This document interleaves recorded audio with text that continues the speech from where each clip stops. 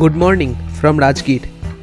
আজ রাজগীরে আমাদের শেষ দিন, আর আজ আপনাদের ঘুরিয়ে দেখাবো শতাব্দী প্রাচীন UNESCO world heritage site Nalanda বিশ্ববিদ্যালয়, তার সাথে আশেপাশের কিছু দ্রষ্টব্য স্থান এবং পাওয়াপুরি। আচ্ছা, এখন আমি দাঁড়িয়ে আছি রাজগীরের মেন বাস স্ট্যান্ডে। আপনারা যদি খুব কম খরচে নালন্দা অথবা পাওয়াপুরি যেতে চান, তাহলে এখান থেকেই আপনারা ডাইরেক্ট বাস পেয়ে যাবেন। তবে বাসে গেলে কিন্তু একটু ঝক্কি আছে, মানে ধরুন বাস আপনাকে মেন রোডে নামিয়ে দেবে। নালন্দা ইউনিভার্সিটি ওখান থেকে 2 কিলোমিটার ভেতরে, তো আপনাকে ওইটুকু যাওয়ার জন্য আবার একটা টোটো করতে হবে। তারপর নালন্দা দেখার পর আশেপাশের যে ঘোরার জায়গাগুলি আছে 4-5টা, সেগুলি দেখার জন্য আবার আপনাকে টোটো বুক করতে হবে। তারপর পাওয়াপুরীর বিখ্যাত জল মন্দিরে যেতে গেলেও ওই একই ব্যাপার, আপনাদের টোটো নিতে হবে লাস্ট অব্দি যাওয়ার জন্য। তাই আমি বলবো, আপনারা যদি একা কেউ না থাকেন, তাহলে এত ঝামেলাতে না গিয়ে আমাদের মতো একটা টোটো বুক করে নিন। রাস্তা একদম মাখন, আপনারা ইজিলি সব জায়গাগুলি ঘুরে নিতে পারবেন। না হলে আপনারা গাড়িতেও ঘুরতে পারেন, সেক্ষেত্রে খরচাটা অনেকটাই বেশি হবে, আর লাভও খুব একটা নেই। কারণ নালন্দার আশেপাশে যে 4-5টা জায়গা ঘুরে দেখার কথা আপনাকে বললাম, সেটা কিন্তু আপনাকে টোটো বুক করেই ঘুরতে হবে। মানে আপনি যদি গাড়ি নিয়ে যান এখান থেকে, তাহলেও কিন্তু গাড়ি ওই জায়গাগুলিতে যাবে না, এটাই ওখানকার নিয়ম। আপনাকে আলাদা করে টোটোই বুক করতে হবে। এনিওয়েজ, দেখুন এক্ষুনি আমরা মেন রোড থেকে বাঁদিকে ঘুরবো। বাসে নালন্দা এলে বাস কিন্তু আপনাকে এই মেন রোডেই নামিয়ে দেবে। আচ্ছা, এই আমরা বাঁদিকে ঘুরলাম, ঘুরেই এই যে আপনারা দেখছেন পরপর টোটো দাঁড়িয়ে আছে, এই টোটো ধরেই আপনাদের যেতে হবে নালন্দা বিশ্ববিদ্যালয়। আচ্ছা, আমরা এসে পৌঁছে গেছি নালন্দা বিশ্ববিদ্যালয়ের এন্ট্রি গেটে। এখানে অ্যাডাল্টের টিকিট প্রাইস 40 টাকা করে, আর 15 বছরের নিচে কোনো রকম প্রবেশ মূল্য নেই।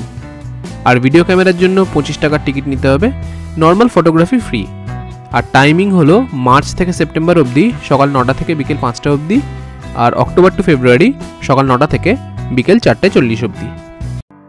চলুন এবার আমরা প্রবেশ করি এবং এই শতাব্দী প্রাচীন নালন্দা বিশ্ববিদ্যালয়ের ইতিহাসটা আপনাদের একটু জানিয়ে দিই। নালন্দা ভারতের বিহার রাজ্যে অবস্থিত একটি প্রাচীন উচ্চশিক্ষা কেন্দ্র। প্রাচীন নালন্দা মহাবিহার বিহারের রাজধানী পাটনা শহর থেকে প্রায় 55 মাইল দক্ষিণে অবস্থিত। খ্রিস্টীয় 427 অব্দ থেকে 1197 অব্দের মধ্যবর্তী সময় নালন্দা ছিল একটি প্রসিদ্ধ বৌদ্ধ শিক্ষাকেন্দ্র। বিশেষজ্ঞরা এই মহাবিহারকে ইতিহাসের শ্রেষ্ঠ প্রাচীন বিশ্ববিদ্যালয়গুলির মধ্যে অন্যতম বলে মনে করেন। এখানকার কয়েকটি সৌধ মৌর্য সম্রাট অশোক নির্মাণ করেছিলেন। গুপ্ত সম্রাটরাও এখানকার কয়েকটি মঠের পৃষ্ঠপোষক ছিলেন। 14 হেক্টর আয়তনের এই মহাবিহার চত্বরটি ছিল লাল ইট দ্বারা নির্মিত। খ্যাতির মধ্যগগনে থাকাকালীন চীন, গ্রিস এবং পারস্য থেকেও শিক্ষার্থীরা এই বিশ্ববিদ্যালয়ে শিক্ষা গ্রহণ করতে আসতেন বলে শোনা যায়। 1193 সালে তুর্কি আক্রমণকারী বখতিয়ার খিলজি এই নালন্দা মহাবিহার লুণ্ঠন এবং ধ্বংস করেন। এটি ভারতের বৌদ্ধ ধর্ম পতনের ইতিহাসের একটি গুরুত্বপূর্ণ ঘটনা বলে বিবেচিত হয়। কথিত আছে, ভগবান বুদ্ধ একাধিকবার নালন্দায় অবস্থান করেছিলেন। কেবত্য সূত্র অনুযায়ী বুদ্ধের সমসাময়িক কালে নালন্দা ছিল এক সমৃদ্ধ ও প্রভাবশালী নগরী। সেই যুগে এই শহর ছিল ঘন জনাকীর্ণ, তবে শিক্ষাকেন্দ্র হিসেবে এর খ্যাতি অনেক পরবর্তীকালে অর্জিত হয়। ঐতিহাসিকদের মতে নালন্দা বিশ্ববিদ্যালয় স্থাপিত হয়েছিল গুপ্ত সম্রাট কুমারগুপ্তের রাজত্বকালে।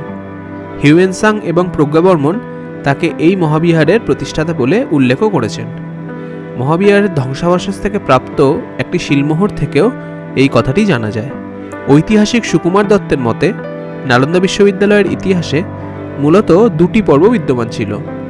প্রথমত এই বিশ্ববিদ্যালয়ের প্রতিষ্ঠা, বিকাশ লাভ এবং খ্যাতি অর্জনের পর্ব। এই পর্বের সময়কাল ছিল খ্রিস্টীয় 6ষ্ঠ থেকে 9ম শতাব্দী। এই সময়টি ছিল গুপ্ত যুগের ঐতিহ্য অনুসারে প্রাপ্ত মুক্ত সাংস্কৃতিক চিন্তা এবং ঐতিহ্যের পর্ব। তারপর 9ম থেকে 13শ শতাব্দীর মধ্যবর্তী সময় পূর্ব ভারতের বৌদ্ধ ধর্মে তান্ত্রিক রীতিনীতির আবির্ভাব ঘটলে এই মহাবিহারও ধীরে ধীরে পতনের দিকে ধাবিত হয়। নালন্দা কিন্তু পৃথিবীর আবাসিক বিশ্ববিদ্যালয়গুলির মধ্যে অন্যতম এবং এটি ইতিহাসের সবচেয়ে প্রসিদ্ধ বিশ্ববিদ্যালয়গুলির মধ্যেও একটি। এর স্বর্ণযুগে 10,000-এরও বেশি শিক্ষার্থী এবং 2,000 শিক্ষক এখানে জ্ঞান চর্চা করতেন। একটি প্রধান ফটক এবং সুউচ্চ দেওয়াল ঘেরা বিশ্ববিদ্যালয়টি স্থাপত্যের একটি মাস্টারপিস হিসেবে সুপরিচিত ছিল। বিশ্ববিদ্যালয়ে 8টি ভিন্ন ভিন্ন চত্বর এবং 10টি মন্দির ছিল। ছিল ধ্যান করার কক্ষ এবং শ্রেণীকক্ষ।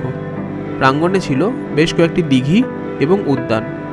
বিশ্ববিদ্যালয়ের পাঠাগারটি ছিল একটি নতলা ভবন, যেখানে অত্যন্ত সতর্কতার সাথে পাণ্ডুলিপি তৈরি করা হতো। তৎকালীন জ্ঞানবিজ্ঞানের সকল শাখাতেই চর্চার সুযোগ থাকার কারণে সুদূর কোরিয়া, জাপান, চীন, তিব্বত, ইন্দোনেশিয়া ইত্যাদি বিভিন্ন দেশ থেকে জ্ঞানীগুণী মানুষরা এখানে ভিড় করতেন, যাদের মধ্যে অন্যতম হলেন চৈনিক পরিব্রাজক হিউয়েন সাং, এবং তার একটি অসাধারণ সুন্দর মিউজিয়ামও আছে এই নালন্দাতেই, যেটা এখানকার একটি অন্যতম দর্শনীয় স্থান। আমরাও একটু পরে সেখানেই যাব।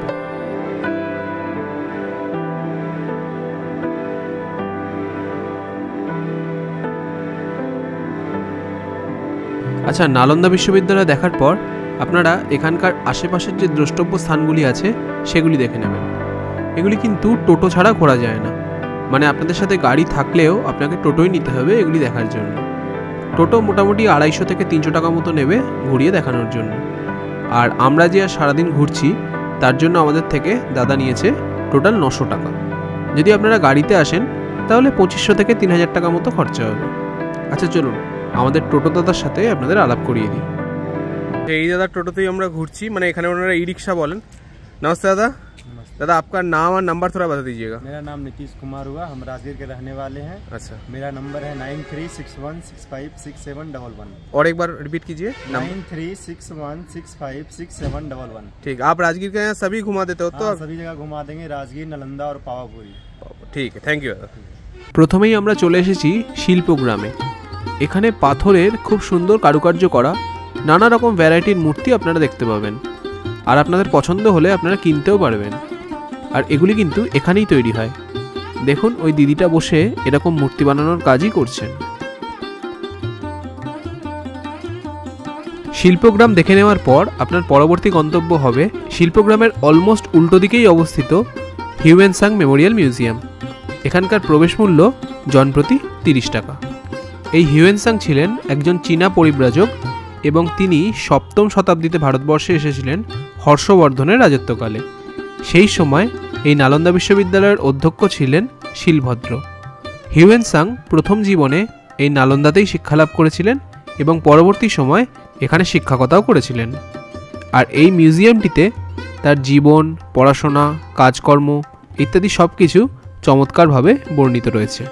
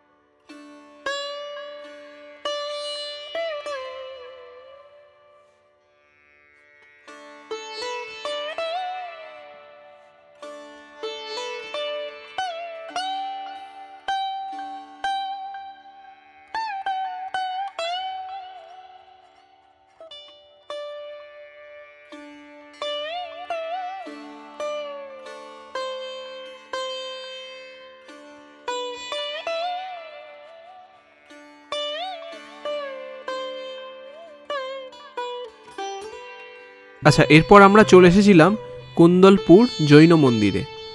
চলুন এই মন্দিরের পূজারীর থেকে মন্দিরের ব্যাপারে কিছু কথা জেনে নিই।